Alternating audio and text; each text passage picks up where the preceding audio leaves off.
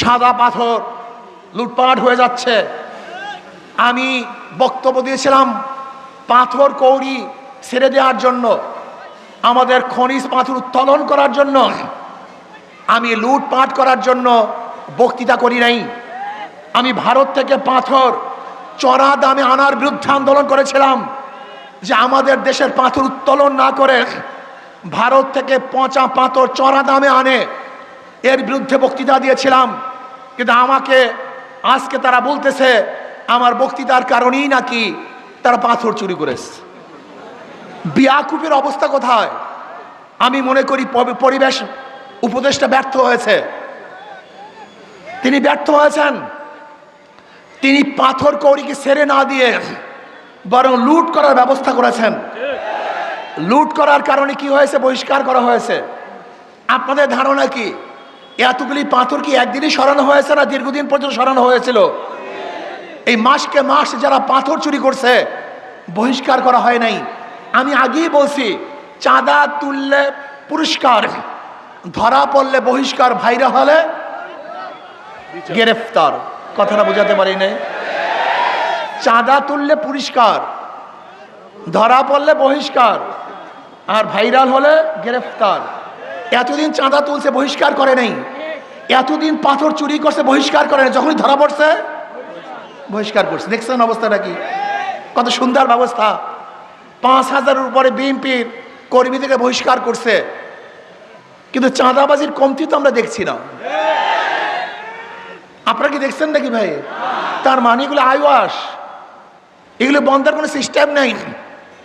যদি চাঁদাবাজি বন্ধ হয়ে যায় তাহলে দলই তো বন্ধ হয়ে যাবে, তাদের রক্তই তো চাঁদাবাজি। জুলাই বিপ্লবের আন্দোলন শুধু একটা নির্বাচনের জন্য হয় নাই। জুলাই বিপ্লব কেন হয়েছিল? ওয়ালে ওয়ালে, খাম্বায় খাম্বায় মানুষ লিখে দিয়েছে। আমি সাংবাদিক বন্ধুদেরকে প্রশ্ন করতে চাই, আমাকে দেখান তো কোন ওয়ালে বা কোনো খাম্বার মধ্যে লেখা ছিল আমরা নির্বাচন চাই? একটা নিদর্শন আমাকে দেখান যে যারা জুলাই আগস্টের সৈনিক ছিল তারা ওয়ালে লিখেছে আমরা সুষ্ঠু নির্বাচন চাই। আমার নজরে এরকম লেখা কোনো জায়গায় পড়ে নেই। বর্তমান অন্তর্বর্তী সরকার কেন হয়েছিল? 3টা উপহার আমাদেরকে দিবে: সংস্কার, বিচার, নির্বাচন। তারা সংস্কারের কথা বলে না, বিচারের কথা বলে না, শুধু নির্বাচন নির্বাচন। কেন? নির্বাচন দিয়ে কি হবে? যদি লুটেরা, চোরেরা, ডাকাতরা, বদমাশরা, ধর্ষকরা আবার ক্ষমতা আসে, তাহলে এদের বিরুদ্ধে আবারও আন্দোলন করতে হবে, সংগ্রাম করতে হবে। মানুষ কতবার জীবন দিবে, কতবার আন্দোলন করবে, কতবার সংগ্রাম করবে? পিআর সিস্টেমে নির্বাচন চাই। আপনারা দেখেছেন জরিপের মধ্যে এসছে 71% মানুষ পিআর সিস্টেমে নির্বাচন চায়। সংখ্যানুপাতে খালি নির্বাচন চায়। পিআর সিস্টেমে নির্বাচন হলে চাঁদাবাজি থাকবে না, গুন্ডামি থাকবে না, নমিনেশন বাণিজ্য চলবে না, পেশি শক্তি ব্যবহার করা হবে না, কালো টাকার ব্যবহার হবে না। প্রত্যেকটা মানুষ আর ভোট অধিকার প্রয়োগ করতে পারবে, সমহারে সমস্ত মানুষ ভোট দিতে পারবে। সমস্ত জনগণের সংসদ হবে, যে সংসদের মধ্যে সমস্ত দলের আদর্শ এবং নীতির মানুষ সংসদে থাকবে, তাদের বক্তব্য সেখানে তুলে ধরতে পারবে। এই জন্য পিআর সিস্টেমে নির্বাচন চাই, গুন্ডামুক্ত নির্বাচন চাই, চাঁদাবাজ মুক্ত নির্বাচন চাই।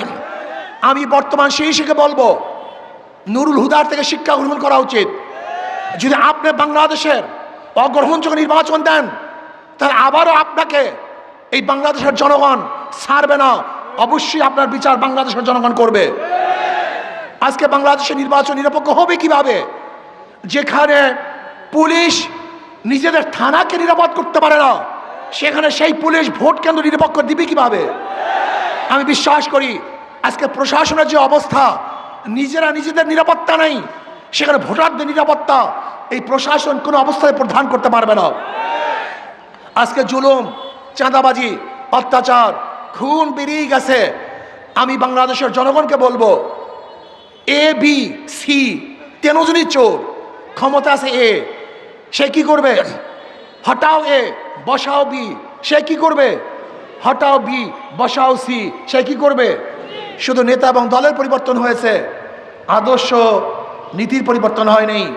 আজকে চাঁদার হাতার পরিবর্তন হয়েছে, চাঁদার পরিবর্তন হয় নাই।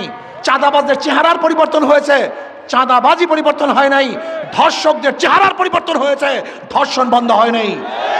এই লুটেরা, চোর, ডাকাত, বদমাশরা যদি আবার ক্ষমতা আসে, তাহলে এদেশের মানুষ কি যে বিপদে পড়বে আপনারা জানেন না।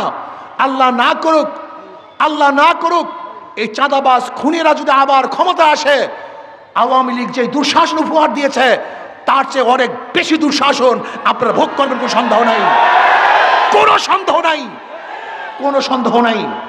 কাজী চাঁদাবাজদেরকে আমরা ক্ষমতা আনতে চাই না, কোনো ধর্ষকদেরকে ক্ষমতা আনতে চাই না, দুর্নীতিবাজদেরকে দ্বিতীয়বার বাংলাদেশের ক্ষমতায় দেখতে চাই না।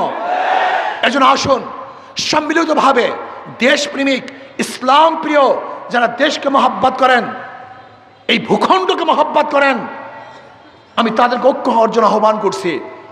আগামী নির্বাচন হবে ইসলামের পক্ষে, ইসলামের বিপক্ষে। আগামী নির্বাচন হবে দেশের পক্ষে, ভারতের বিপক্ষে। কারা ভারতের পক্ষে আর কারা দেশের পক্ষে, কারা ইসলামের পক্ষে আর কারা ইসলামের বিপক্ষে, এই দুই ভাগে গোটা বাংলাদেশ বিভক্ত হয়ে যাবে। কাজে আসুন ইসলামের পক্ষে আমরা থাকবো, এই দেশের পক্ষে থাকবো। যারা ভারতের দালালি করবে, গোলামি করবে, বাংলাদেশ থেকে চিরতরে ভোটের মাধ্যমে তাদেরকে প্রত্যাখ্যান করবে ইনশাআল্লাহ।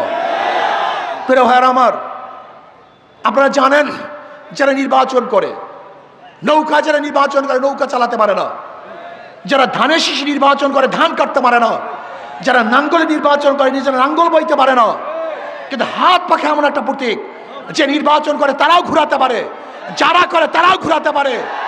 হাত পাখা এমন এক প্রতীক যারা মুসলমানরা ব্যবহার করে, হিন্দুরা ব্যবহার করে, খ্রিস্টানরা ব্যবহার করে, বড়লোকরা ব্যবহার করে, গরিবরা ব্যবহার করে, পুরুষরা ব্যবহার করে, মহিলারা ব্যবহার করে।